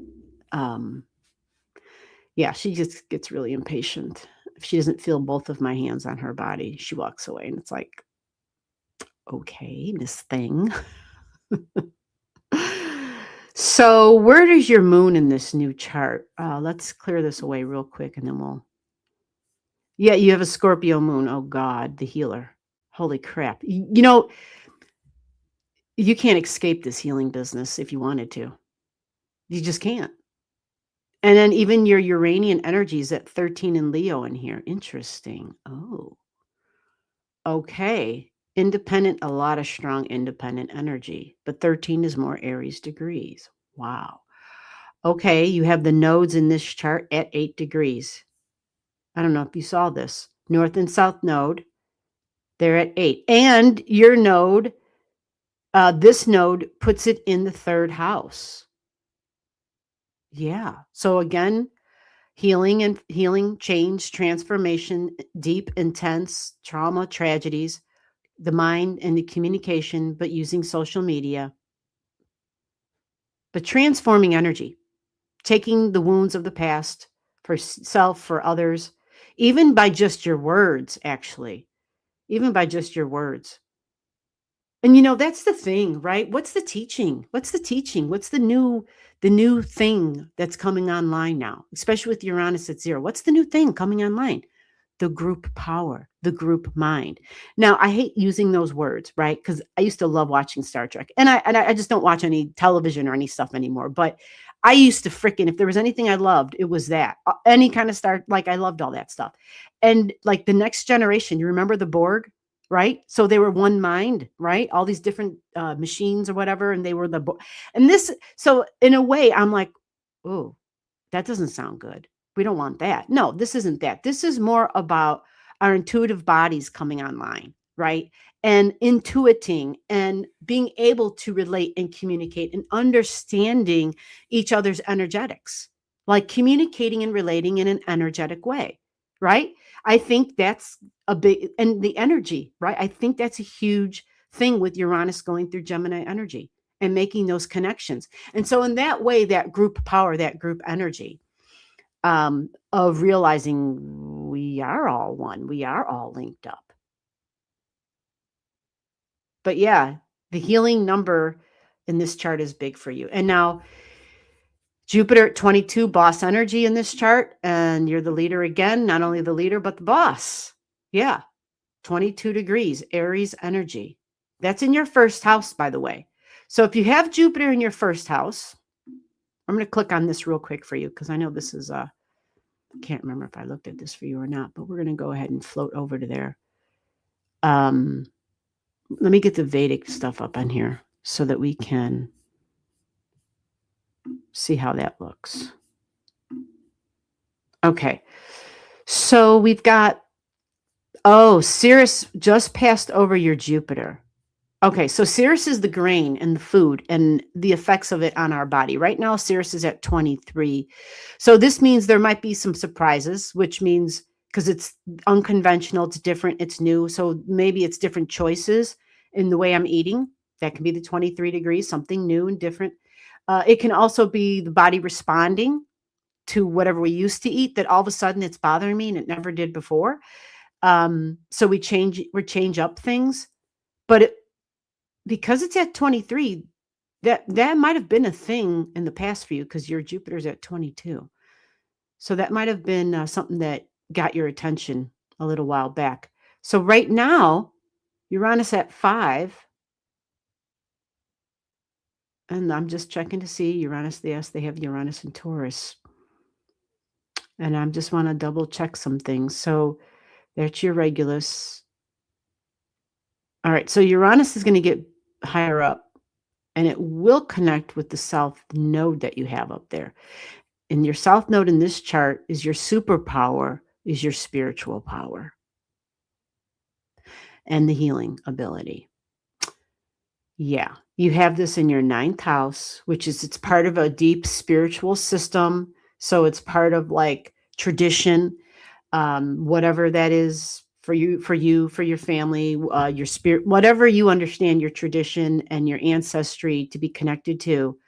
There's healing and nurturing that work together that you have history with. And it's really an internal thing for yourself as well, because you've got them in a retrograde. But again, in the 9th house, it's connecting to something traditional, religion, spirituality. It's unity and oneness, that's for certain. So it can include earth energy because it's Sagittarius, but also off the planet energy. Sometimes we don't talk about that. At least I know I usually never do. But with Uranus now and where it's located, it's a reality. We cannot not talk about it. But for you, in this timeline, I'm going to move this Uranus forward. Yeah, this could be an event that you're feeling now, but I think if it's not, work again comes up. Work again. Uranus will be at 6 and you'll be feeling this. It'll be talking to your Sirius and to your south node. So your beliefs about the future. Work is connected to that. And work routines, things might be switching up. God, it's so weird that this is kind of telling me the same thing that the other, even though I was trying to get away from this. Okay, so it can be an authority figure. It can be money and values and income. Let me see some other stuff here. Trying to just see if we can get some different looks at this. Uranus is going to get close to your north node of relating and communications. And it makes me wonder. It makes me wonder if, Okay, so there it is at 7, which is your sun, which is your north node. And I'm just wondering, this might, because, Uranus energy wants to be independent. And so sometimes when people want to be independent, they tend to break away. And you see, you'll have a north node on your Saturn at this time. So whether you see it as a time, well, this would be like right around the corner, though. This is May in this chart, in this Vedic chart. This shows the north node of Uranus energy of, I got to be free. It is boss energy, though. I got to be free and I need to break away from work on your Saturn. So I don't know if you're thinking of doing that breakaway energy this fast, this soon. I didn't think you were, but that means that there just might be something that you feel, maybe you're taking on more responsibility and you really don't want that. And you feel like you need to be free. Freedom is a big word. Independent. It's a really big word with that Uranus energy. So the date on this is like, yeah, we're like the last week of May. And you'll probably start feeling it before then, but it's showing it really big here. At this time, it's really strong. Yes, kitty cat. I know. So it's time for you to leave behind your past inhibitions and truly express yourself in this lifetime. I'm just going to read to you what they're saying. You're going to find events in your life kind of force you to come to terms with your identity in order to express your fullest potential. You may feel that your private life, your family, and your home are demanding your full attention, but you do need to express yourself through your profession or a public group. So you feel like you're being pulled, right? Between either or. They're both demanding. You may have a message which needs to be heard by many people, not just by your own family group. This cat is tapping me on the chest. Yes. Come on. Are you coming up? Okay, come on. It's okay. You can sit there, but I can't give you both hands. Okay. You can just sit. If you can just sit, we'll be fine. But I need the other hand. So that's what it says on here. Okay. This is again, like the last week, and you might, on this day, I have May 24th, 25th, 26th, because Mars is like at 11 degrees then, which amps up the Uranus energy. Okay. It amps it up really strong. So, Mars needing a mission and Mars will be trining your natal Uranus at this time in this Vedic chart as well. I will add that it's in your 5th house, though. Children, fun, romance, joy, and creativity. Okay. So there might be a little something there, which can just be having a good time and taking action because I need to get away. It could be that. And yeah, you've shared in the past that you have your moments where you like to get away. So it could be that where you're like, let's hit the road, Jack. I need to be free. Might be a little bit of something like that. But this does show Saturn on your Eris. And Eris is usually angry energy. Like she feels something's been happening and she's been verbal, but she's never had a place at the table. So she's usually kind of on the feisty side. And your Eris is in Pisces in this chart, so I'm not overly concerned. Most of us have our Eris and Aries, which is super feisty energy, but the Saturn is there, you see? So this means like the boss and the workload, the responsibilities and the duty is heavy on her. Okay? So hopefully that helps. Hopefully that makes sense. And hopefully it gives you a little bit of a sense of preparation even. There she goes. She's like, if you don't give me 2 hands, I'm out of here. And I'm like, oh, no, please don't go. Don't go. No.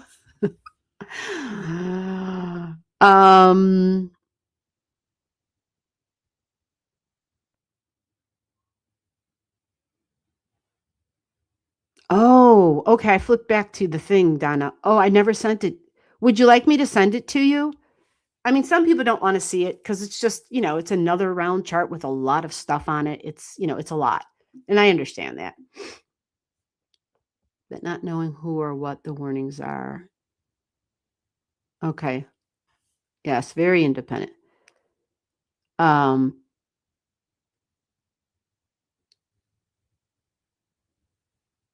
Yeah, Taffy is so not like that. She's just not, but Zoe is. She wants to be pampered and she wants both of my hands on her. Like, If I don't put both of my hands on her, she's like, "You're gypping me, damn it. I'll come back another time." Okay. So yeah, okay, have had food. Yeah, you see in this chart. Oh, where'd it go? Let me back it up to now. See Sirius right there at 23? It's in Aries in the body. And see Jupiter's there at 22. What this means is that this Jupiter's in your first house on this chart, which is the body even more. It's just an extra emphasis on body because first house is body, Aries is body, head as well. Uh, but Sirius would have been there. Let me go back a week. See, she was at 20 degrees a week ago, which would have been, she was conjunct Jupiter then. So if you had noticed anything, Jupiter would really make sure that you notice it because that's its job. It exaggerates whatever it is that it's around. So it would have exaggerated, something that I've eaten before and had no problems with, or yeah, just who the hell knows, you know, just different things with food. It could even have been an increase on needing to nurture myself with food. It could have done that as well, because that's what this symbol is right here that looks like a question mark. It's how we nurture ourselves. And we think of childhood and we think of mom and breastfeeding, but when we're adults, where's the bag of chocolate, damn it? I don't want no milk. Bring me the chocolate. Or whatever is your pleasure. Everyone's got their little thing, whatever that is. Some people it's movies. I had a friend who was like, "Oh, I don't do any, yeah, I don't drink, I don't smoke, I'm not excessive with food at all." And I was like, God, oh, that would be nice, not to have cravings, never to want to have this or that. He's like, but my addiction is movies. And he truly was. Like every day he'd watch a movie before work, and he started work. He'd have to be out the door for work by 8:30. And so he would get in a full movie before work. A movie. Like you're sitting down and you're just focused in on that movie. And I'm like, wow. I mean, I know some people do that, but I thought he was joking. And then like on break, he's watching a movie. When he comes home, he's watching a movie. Like if you're in the house with him, that's what he's doing. His head is stuck in the movies. And it's like, oh, so you don't talk, you watch movies. That gets old really fast. Especially when, yeah, to me, watching movies is a waste of my time. Like I only do it like if I'm sick, and I can't move, right? It's something I'm stuck in bed anyway, right? And I got to feel really ill if I'm doing that. And so everybody's different. But yeah, it just is how we're nurturing ourselves. And it could have been with sound because Jupiter can be that, can be sound. It can be really creative energy. But yeah, conjunct Sirius, it can definitely be food. And Jupiter can be wine for sure. Jupiter can be wine. Yeah. All right. And then the other thing too that's important is, and maybe not for you, but for me, is that the Vedic Jupiter is at 23 degrees. You see this? Yeah. So there would have been some things that occurred for you then where that Vedic Jupiter, if I would have pushed this back, see, we got to make sure we do this more often with this Vedic. This Vedic Jupiter would have been communicating with your natal Jupiter starting a month ago, March 21st. Yeah, it would have been direct contact. And this would have been information, and maybe it was some big information possibly, because it was at 21 degrees then. But since that time, Jupiter talking to Jupiter, interesting information about my body, and the head, something with the head possibly. And at 22 degrees. Oh, material, tangible. So whatever it is, it might be visual. You might be able to see it, but it's material, tangible, something with the skin possibly. Ah, okay. Oh, we're learning all sorts of shit here, aren't we? Look at that. Oh, I don't do wine, but I whine. Is that what you're saying? Yeah, I don't whine, but I do whine. I totally get it. I get it. Jupiter, that's right. Jupiter, it can do that. It can. Yeah. So in your Vedic chart, Yeah, it can do that. Jupiter is a quick mover. Now, here's the thing though. Let me pull this other chart away so that we're aware. This is your birth chart.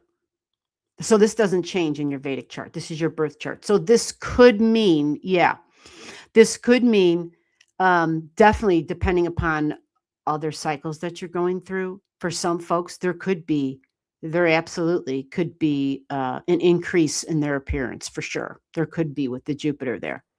Because this would be an underlying, just a strong energy that's always there. Now it's in Aries, so I think you're very fortunate. I mean, that could have been Jupiter in Taurus, right?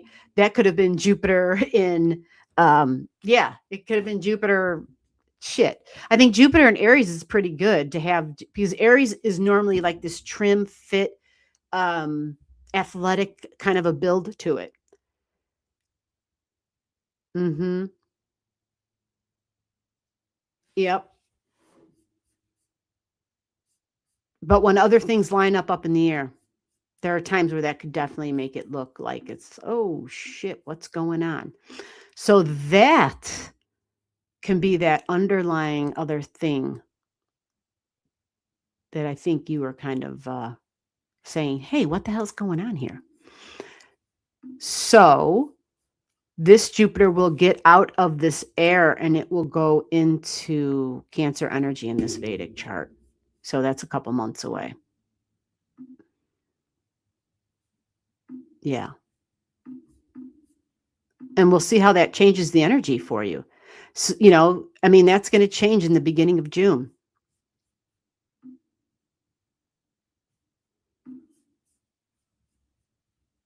That means you'll have cardinal energy squaring cardinal energy. So maybe that will create enough friction where you're like, oh yeah, we're getting rid of some stuff. Ah, rashes. Ah, gotcha. Well, the skin. Saturn is the skin, and 22 degrees is Saturn. And you have that in that Vedic. Yep. If you take that off of there, right there. And Jupiter, of course. Yeah.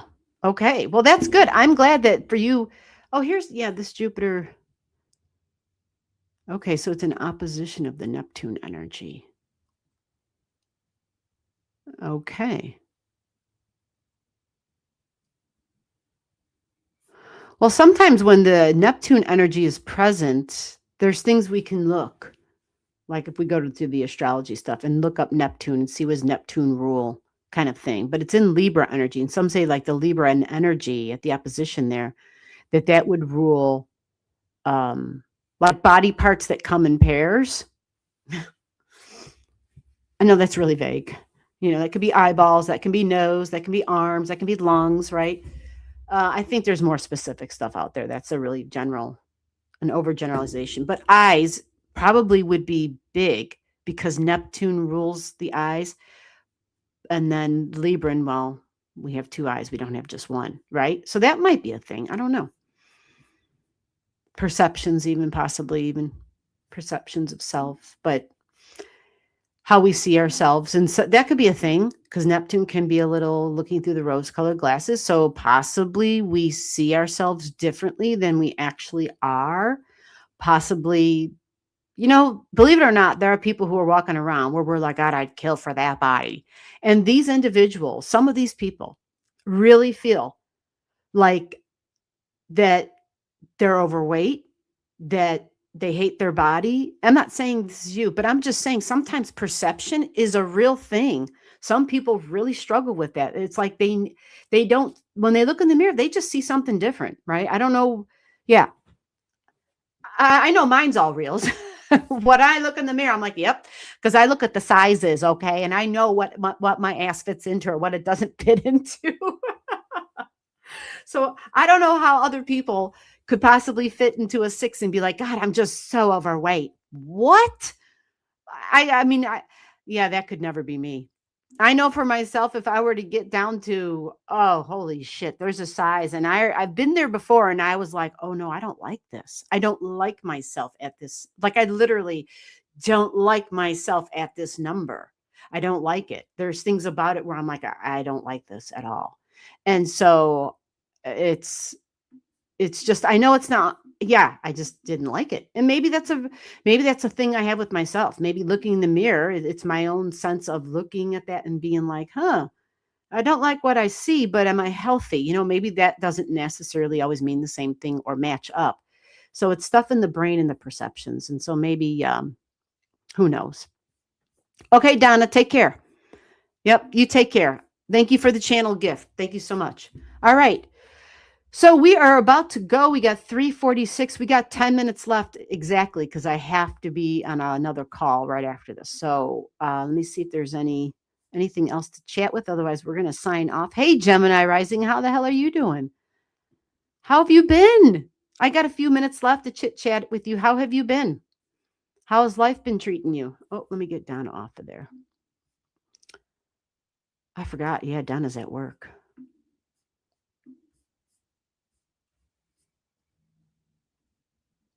Yeah. I'm reading some of her stuff there. Okay. All right. So this is it. In the future, for anybody that looks and wants a reading, okay, typically Saturday night, 8 p.m. Central Time on the channel. Okay. We're live the first and third Saturday of every month. And lately, I've been able to do the live streams in addition to on the Tuesdays because we just don't have time to get to everybody. Okay. So on Tuesdays, like I am here today, I try to come on like by 2:00. Sometimes I might come on earlier. It just depends on how the day is going and what my schedule is. I try to get it done. So this can all just be smooth. I only have the cats in the house with me. If I get much later, then there's other folks in the house and yeah, things get crazy. So yeah, come by Saturday nights. We also do astrology classes. Astrology private classes are done the second Saturday of every month. Doesn't matter where you are in astrology. Doesn't matter what level you can pop on. You could take it as a refresher. But even the astrology level that we're at, we discuss things. There are other people who know a lot about astrology who ask questions while they're using a refresher. We combine it all together. And the people who are new, it's okay. They take notes. They understand it's something that'll make sense to them later on. So it's not a big deal. But we do definitely cover some of the basics. While if you look at my charts, they're really loaded. So it's actually, I think there's a lot for everybody. I think there's a lot to offer for everybody, regardless of their level.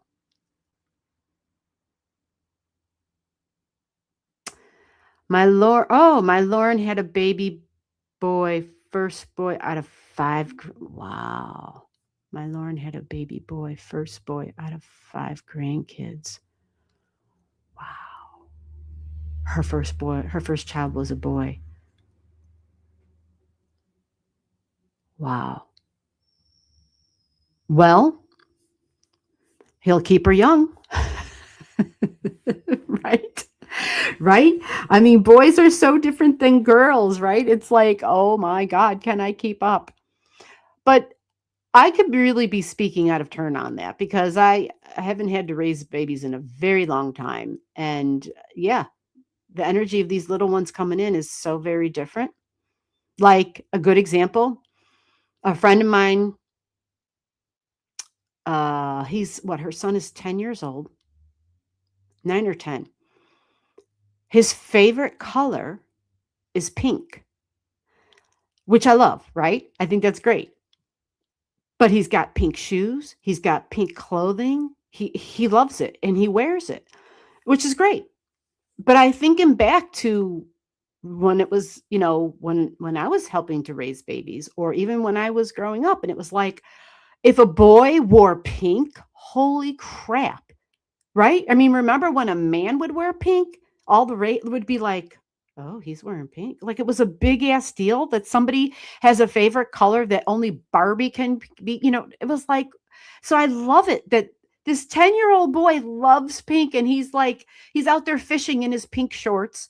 You know what I'm saying? He's out there riding his little 3 or 4 wheeler in his pink shorts with his pink little whatever the hell kind of shoes those are. And it's like, I love it. I love it because it's just like break the goddamn stereotypes, break those old forms. Like they're so limiting, so freaking limiting and obsolete. And so I love that.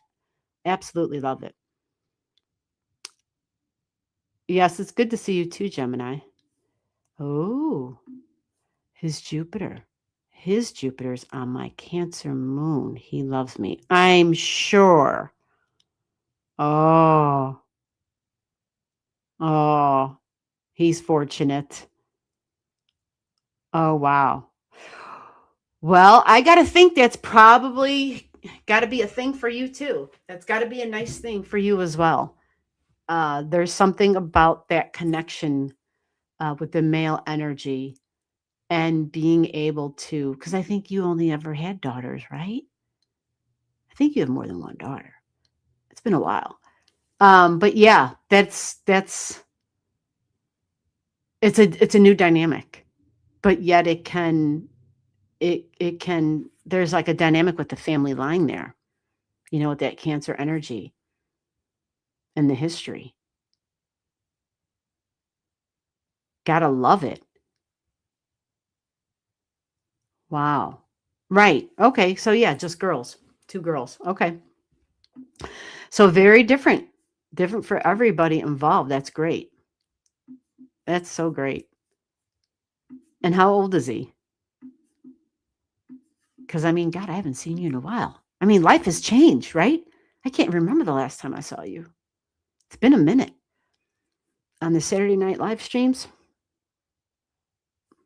it has been a minute. Bree says, can you please discuss Uranus? Oh, what's the rest of her question? It just says Uranus. Uranus is squaring something, squaring. Let's click on this. It's not showing me your whole comment. Could you please discuss Uranus square the ascendant? Okay, we kind of were talking about this a little bit. No, that's okay. I'm about to end. I got to end at 4:00 anyway, Donna. You're fine. I see your comment all of a sudden. 5 months old. Woohoo! Wow. All right. So I see it now, Bree. So Uranus is new and different, but it's also authority figure. Who's the authority of your life? So if you've got Uranus squaring your ascendant, you may feel like you need to create some distance, some separation, because your freedom is being infringed upon. Your ascendant is your body. And Uranian energy, when it angles it, it can create stress and tension. Okay. Now, if it's Uranus itself, you might see it show up as older people in your life. It could even be younger people. But usually we say authority figures, whether it's the boss or a parent or whoever the hell has authority, in any sort of a scenario. Cop pulls you over and kind of acts like he has the authority. Well, he does on the street in the law, right? So yeah, square ascendant, stress and tension. The degree, what's the degree of your ascendant? What's the degree of the Uranus? Like that will give more details of how that energy shows up. And then, of course, the sign that it's in. 17 pounds. Wow.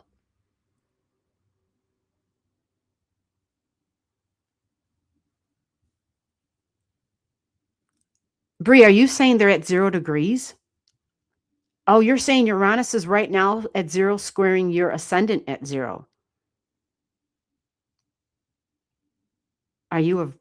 What is your rising? Are you a Virgo? Are you a Pisces? I took custody of my 15-year-old granddaughter. Oh my God, you have a full house, Gemini. You have a full house. Holy crap. Virgo. Okay. Yeah. Well, this could affect You might also notice it affecting your health. If you're a Virgo rising, I was just talking about this at the start of the live stream, that things that you ate before that didn't bother you might suddenly bother you, because the Uranian energy can be like the nerves in our body. And so we can get easily frazzled. And so whatever we're going through, if there's stress, right? Especially if we're talking or reading something or having a conversation while we're eating, like we might need to be more careful of our health routines and things that keep our health healthy. Whatever those best practices are for you. But Virgo's definitely usually the gut and the digestion is normally Virgo energy. And so there can be some little little surprises maybe sometimes with the Uranian energy. And I know when Uranus was at 29 degrees of Taurus, just starting like a month ago, I started noticing my gut getting really sensitive again, which never happened before ever in my life. I mean, ever, at least not that I can recall. It happened the previous year when Uranus literally went to 0 degrees Gemini and then retrograded out. That's when I first noticed it. And I was like, what the hell is this shit?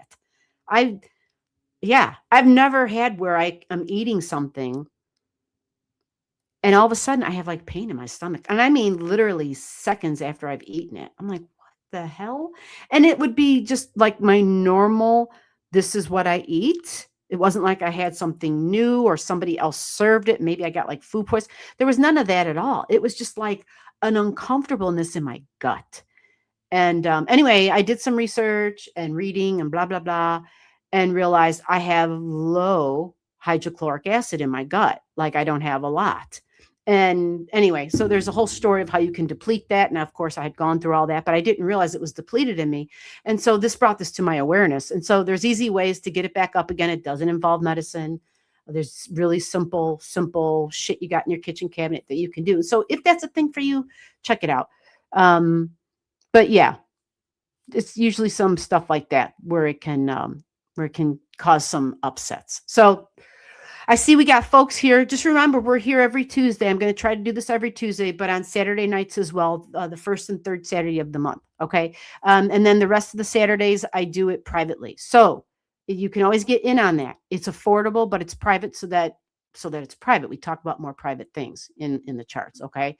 But it's 4:00 and I got to start wrapping this up because I got another thing I got to get to that starts shortly after 4. And you send emails to, let's get the thing back up here so that it all makes sense. You can get a free speed reading. All right. I'm here to try to give astrology readings to people who can't afford astrology readings. They're not cheap. And they shouldn't be. It takes a lot of time and knowledge, compounded knowledge and energy to do charts, to do them well. Because if you're really reading a chart, yeah. if you're handling things properly, it's not a joke. It's not a parlor game. It's not I'm reading your fortune crap. You take it very seriously. And so yeah, it could be difficult to be able to afford an actual private reading. So I offer the speed readings. Okay. The speed readings are for those who can't afford, or who just kind of like spontaneous readings, and that's fine too. But the knowledge of the astrology, it's freaking everywhere. It's in everything. It's the divine language of the universe. It absolutely is, of the cosmos. Better yet, it's the divine language of the cosmos. And for me, my angle is, if I have an angle, know thyself. It's in your freaking chart. It's on the paper. You were born with a certain energetic frequency grid, and that birth chart is you. It is your grid. It explains you to you. And once we know who we are, or at least understand more things than we used to understand about ourselves, we become much better human beings. And the reality is that we're all connected. And so if I become a better human being, if you become a better human, you understand the effect, right? The trickle effect. We absolutely are all connected, whether we want to be or not. So the goal is ultimately for us to become better, to improve, to elevate together, to stop killing one another, right? Like that's the goal. We just want to live in peace. Not that, obviously these are ideologies, but that's the goal, right? To treat each other fairly and with dignity and respect, and to support each other, to encourage each other on their own specific journey. And that's what this channel is about. That's what all astrology is about. That's why the name of the channel is All Astrology, because it's in everything and everyone. Okay. So if you like what you've seen or heard here, send me an email. It's Allastrology, spelled Gee at the end of Allastrology @gmail.com. Get your digits to me. That way I can have them before the next live stream. Let me know. Gee, I want a free reading. I want a quick free reading. Here's my digits. Then I can have it already in the system. Wow, what an idea. Makes it go fast, makes it go smooth.